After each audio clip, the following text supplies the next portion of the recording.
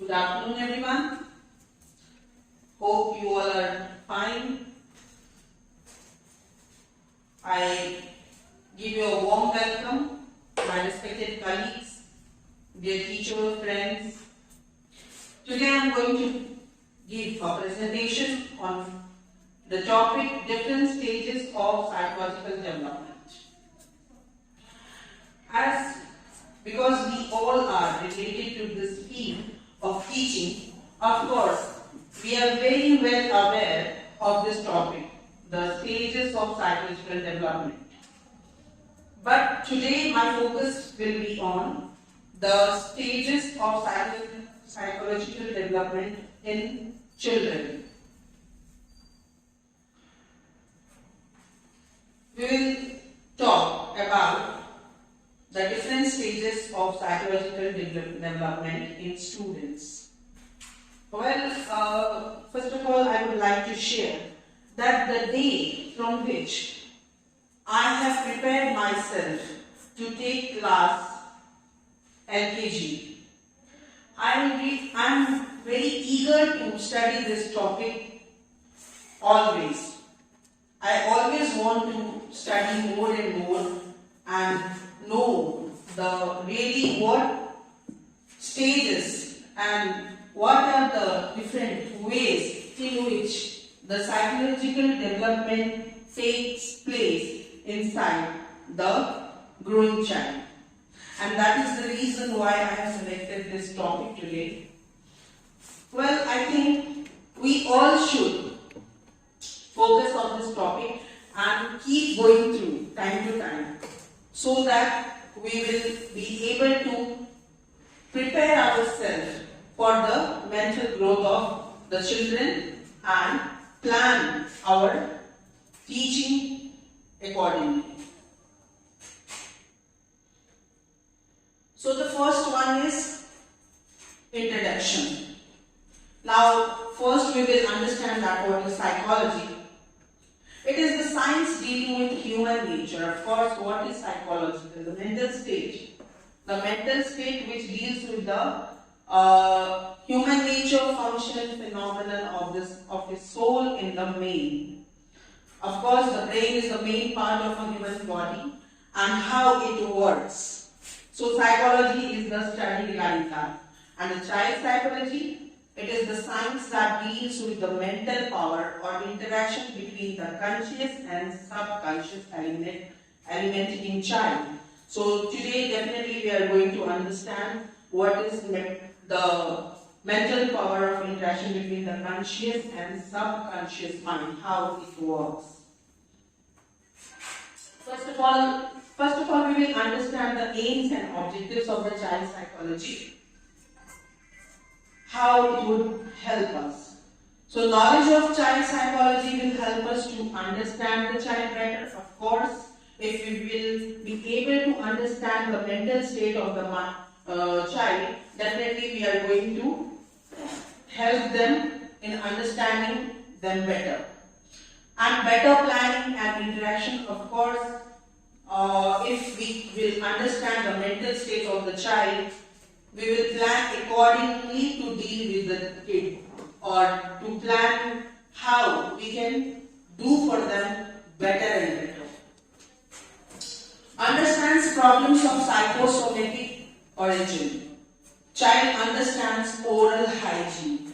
Modify child's developmental process. So these are the aims and objectives in which we have to focus and prepare ourselves, so that if we will understand all these things, the mental state of the kid, we are going to plan ourselves accordingly for helping them to grow.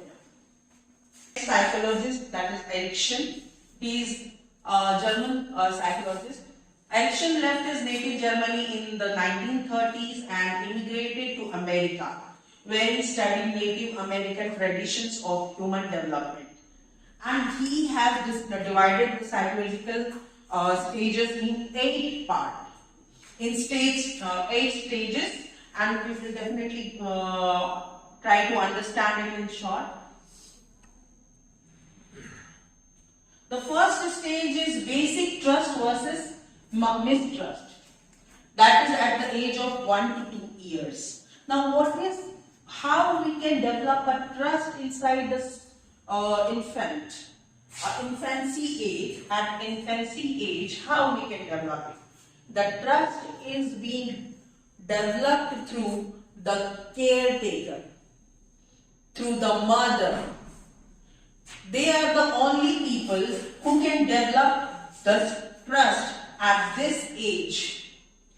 And if there will be any kind of mistrust, like the child is not feeling comfortable with the caregiver, like nowadays we can see that mostly father and mother are working, right? And mother go for work, and behind her some caretaker is been taking care of the child. If the caretaker, the caregiver is not giving a proper care or not treating the child well, this is only the feeling which even a baby can feel, the love, isn't it? So what happens? That kid will never be able to develop his or her trust for whole of his life. So this is the difference between the basic trust and mistrust. So caregiver does not meet child, develop mistrust, and basic strength of belief or desires will be satisfied, feeling of confidence. And if that would be satisfied, it will develop a confidence in the kid. The next one is stage 2, that is autonomy versus shame and doubt. That is from the age of 1 to 3.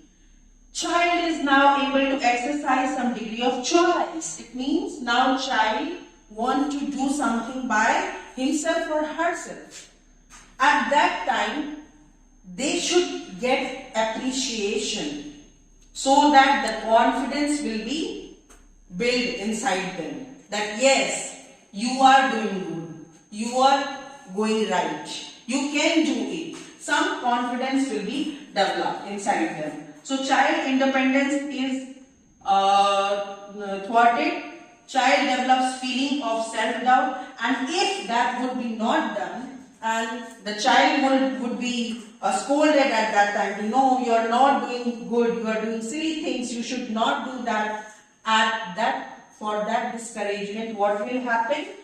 The child will develop a doubt and shameful feeling inside them, and the basic strength will determination to exercise freedom of choice in face of society's demand. Every time the child will only try to follow others, follow the family, follow and listen to their siblings, and will not be able to develop his or her own confidence. Now the third stage is initiative versus guilt. Now this is the age of 3 to 5 years. Child expresses desires to take initiative in activities. Same thing here also, child want to explore. At this stage also, child learns new things.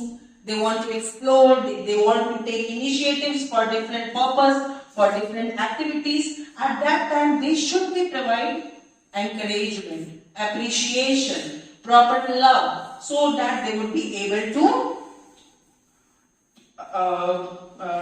develop confidence. Stage 4. Now industry versus inferiority. This develops from the age of 6 to 11. Child develops cognitive abilities to enable in task completion in school and workplace. At this stage, at the school place, child tries to explore different activities given in the classroom by the teacher.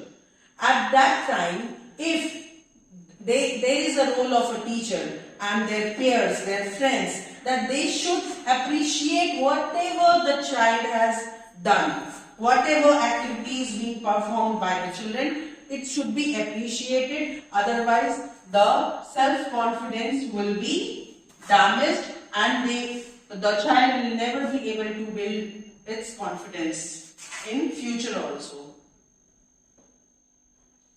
Now, identity versus role confusion. Now here, at the age of 12 to 18, the child has now become adolescents. At this stage, they want to go out, discover new things, meet new people, make new friends. At that time, the parents should, definitely they should keep an eye on them, but they should give them a proper support. And if they will force them, if the parents will force them to obey only the commands of the parents and not explore by themselves, at that time there will be a role confusion. That child will always be in confusion for making decisions for whole of his life.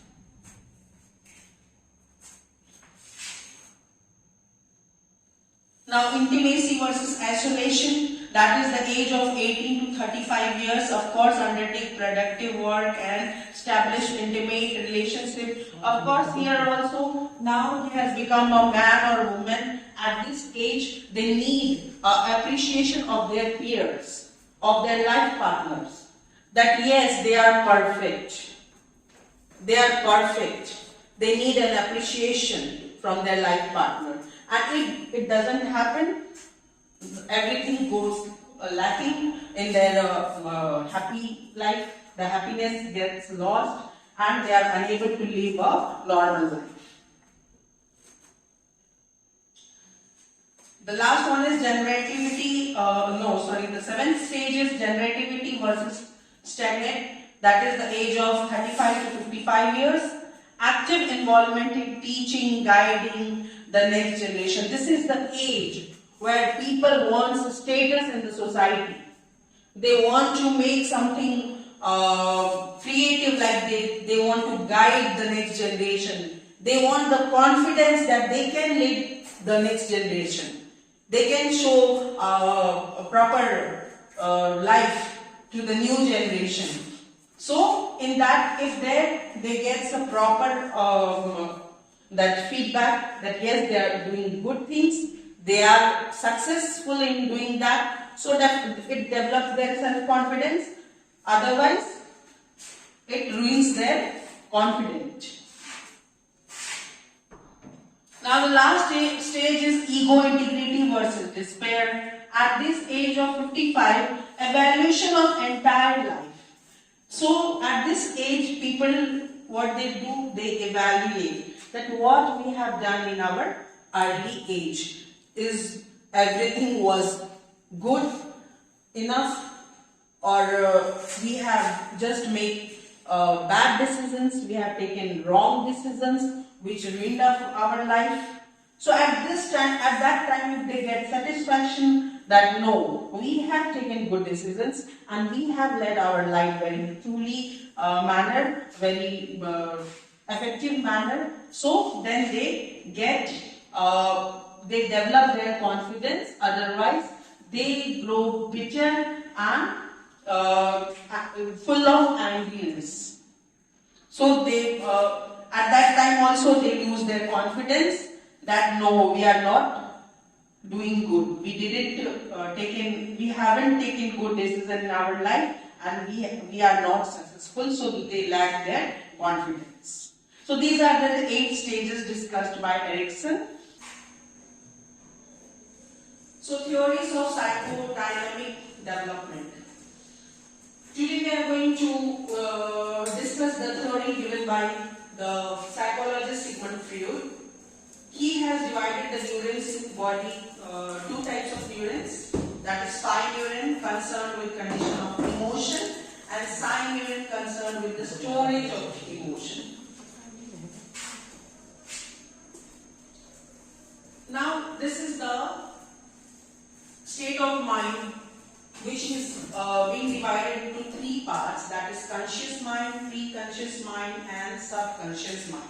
So here we are going to discuss that how Sigmund Freud has divided the state of mind in 3 parts.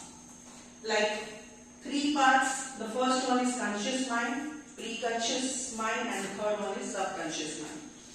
According to Sigmund Freud, the state of mind is being compared with the iceberg.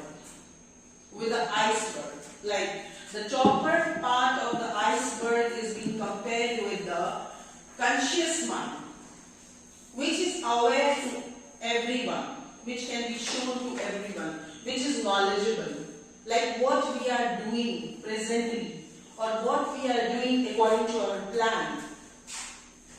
Whatever things we know, we are doing it with full plan and consciousness. That is the part of those activities are the part of conscious mind, which is well known by everyone.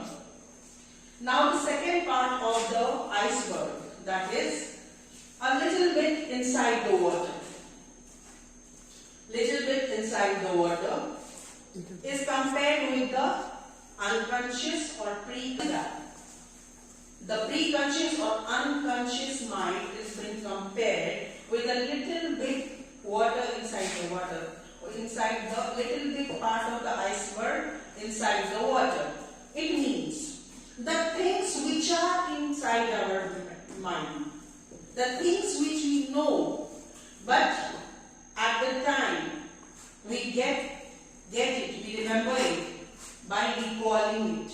For example, if we are writing an examination, there are some questions which we have studied some time earlier, not just before the examination, some time earlier, and that time we try to recall the answer.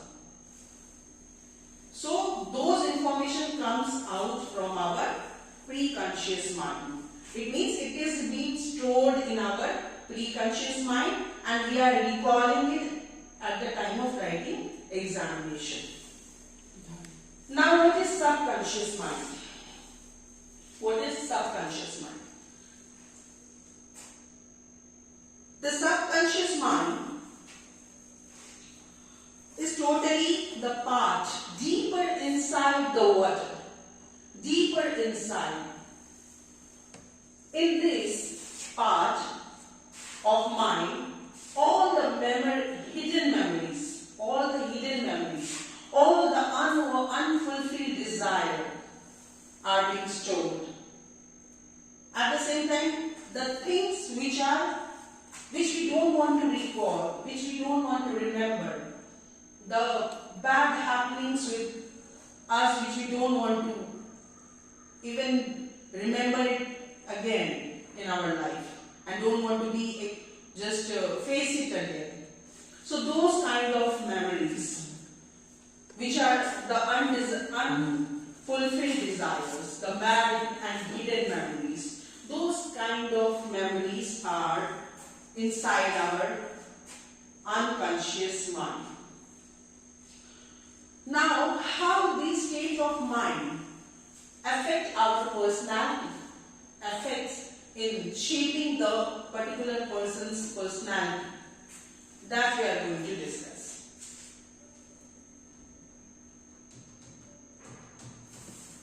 Paying attention at that moment, that is at the particular moment. Pre-conscious mind, we have already discussed, involves ordinary memory, knowledge, things we are aware of, but not paying attention at all moments.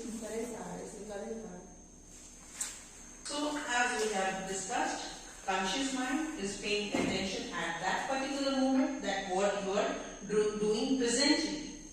And pre-conscious mind involves ordinary memory and knowledge, things we are aware of, but not paying attention at all moments, but can be recalled at the time of need. An unconscious or subconscious mind is part of mind which thinks and acts independently. So how it affects our personality development. Now, these three states of mind simply affects, like this state of mind is relatively connected to the personality of particular person. The first one is id, the second one is ego and superego. Now, ego is what is id? Id is totally a part of unconscious mind. This is totally a part of unconscious mind.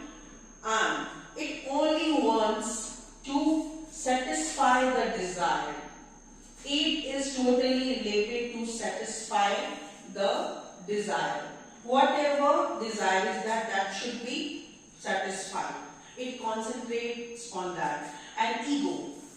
Ego is part of self that is concerned with overall functioning and organization of personality, capacity to test reality, utilization of ego, defense mechanism. But it means ego just keeps a balance between id and superego. It maintains the balance between the id and the superego. That is how id. Id is like a child of 1 to 2 years who just want the satisfaction of his or her desire. And ego is developed after the age of 5 years, which just try to balance the things. Like whatever we want is right or wrong. Ego tries to maintain a balance that they know. The ego people, like the child after 5 years, can compare the difference between the right and wrong things. Now, what is superego? The superego, it is totally based on maintaining principles, just doing the right things, rigidly be on the following and maintaining the rules and regulations, that at any cost they have to do the things which is right. So that is compared with the superego. So these are the 3 stages how it changes the personality of the person at different levels of psychological development. So these were the stages given by the psychologist Sigmund Freud. Now I would like to discuss something about the human brain is divided into 2 hemispheres, the right brain and the left brain. And research show that each half functions differently. Now, 70% of people are of right cerebral hemisphere, and 20% of people are of left cerebral hemisphere. Only 10% people are of both. Now see how this right cerebral hemisphere works and the left cerebral hemisphere works. See, the right brain people mostly understand the things which are related, which can be shown or make them understand with the help of pictures, images, which can be seen, which can be feel. So like concentrates more on images and visual, the people which are of right brain. See, nowadays it has been emphasized that in most of the schools the kids should be made understand full of activity based learning, isn't it? It has been emphasized that 100% activity based learning should be there in the schools. Why? Because 70% people are of right brain hemisphere. Like they only can concentrate more on images and visuals, act according to intuition, use mind camera to remember things or write down things. It means they can remember more the things which they see, they feel with the help of pictures and images. The things which is being done with the help of different activities. So check the whole image and then turn to details. And the next second type of people are of left brain people. They can understand things which are based on logics, like more inclination towards verbal symbols, numbers and words. Act according to analytical thinking. Try to remember with the help of words or names instead of using makes logical decisions. Perform the task step by step. Very much organized. The right brain people are so organized. The left brain people are so well organized. They are very keen to observe anything very closely, understand the analytic things, logical things. They can understand very much better the symbols, numbers and words properly. So only 10% people are there which are of both right brain and left brain cerebral people, which are so much good in both the kinds of learning, like activity based learning at the same time as logical, analytical and those kinds of learning. So they were very much good in both kinds. So the school curriculum is generally more left brain oriented, focusing on auditory and sequential aspect as well as writing. So children who learn by songs, art or visual, the right brain learners feel left out. They struggle with learning and retaining material using the same.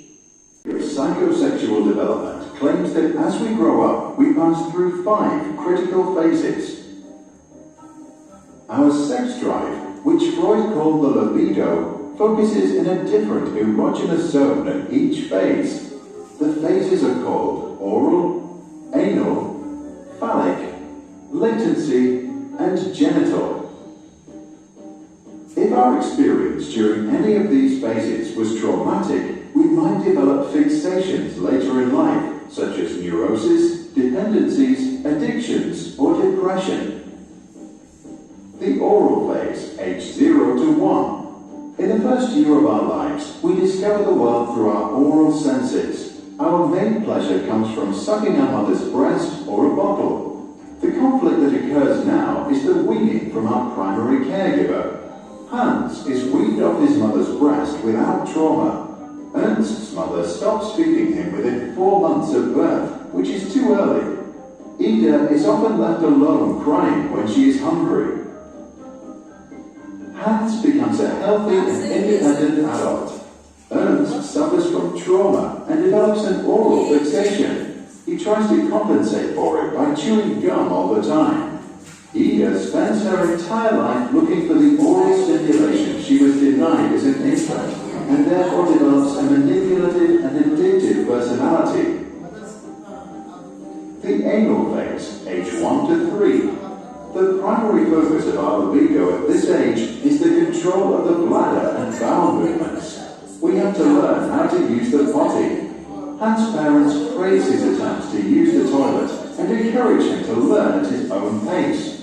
Ernst's parents force potty training on him too early and punish him for mistakes. Ida's parents neglect any efforts at potty training entirely. Hans develops a competent personality and a good and balanced relationship with authority. Ernst develops an anal retentive personality. He becomes an over-controlling and stingy adult with disgust for his own body and a tendency to obey authority.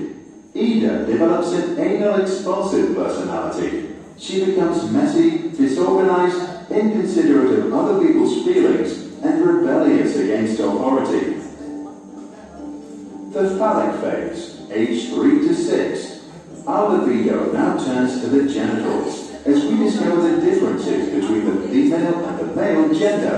The boy's conflict in this phase occurs as a rivalry with their father, also called the Oedipus complex. Ernst and Hans desire to possess their mother and fantasize about getting rid of their father. But they know that their father is stronger and fear being punished for their desire.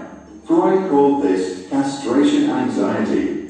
Ida experiences penis envy. She believes that a penis is the key to power and domination and also wants one. Hans' father was very present during that phase. Later, Hans resolves this conflict by identifying strongly with him. he learns to take on a male role. As an adult, he respects both genders. Ernst, whose father was absent during that phase, fails to develop a strong sense of manhood.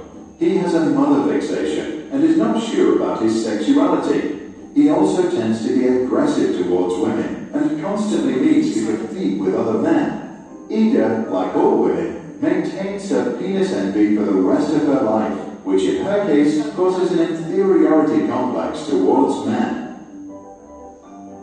Latent phase, age 7 to 13. In this phase, our libido is suppressed as our sexual energy is being sublimed into developing life skills. Our superego strengthens, and we strongly identify with social values, same-sex heroes, and friends. Hans follows many hobbies. Ernst loves learning at school, and Ida makes lots of new girlfriends. There is no real conflict in this phase. All three of them benefit for the rest of their lives from the skills they developed during latency.